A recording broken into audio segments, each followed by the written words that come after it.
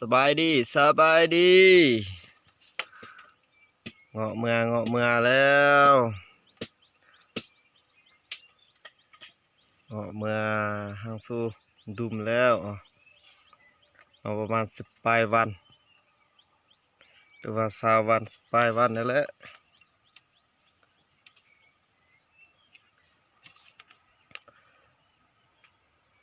บวยนังกอยตื้ม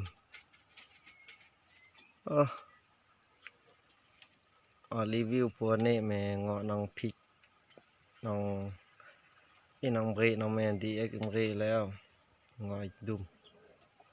กำลังดุมธรรมดาให้ดุมมี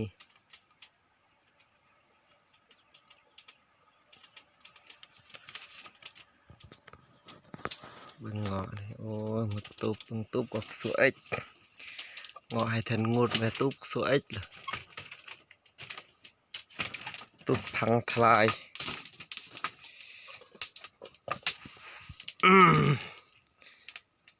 รีวิวดิเมื่อเบิ่งเงาะการน้องเกียกกูกายเดือน11แล้วเงินการแล้วเนาะต้องเกินดำสิพวกดำสิดุม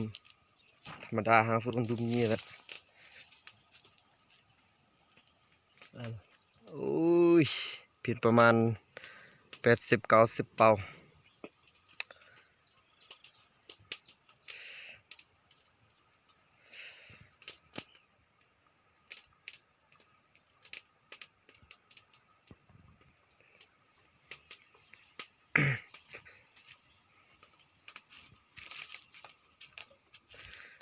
รีวิวทำติเมื่อมึงก็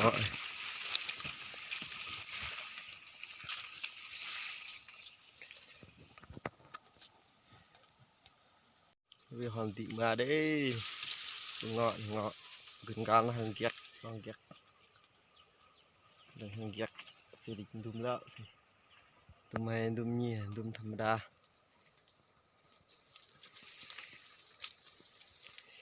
เงาะดีเอกเกแล้ว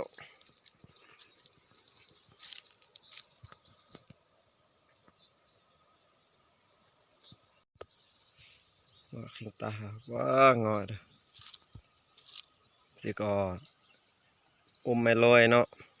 ไม่ลอยแต่ขิงตาแม่เนี่ยกุ้ยคิดจะกอเด้อเนาะคิดจะกอมึงบวยเด้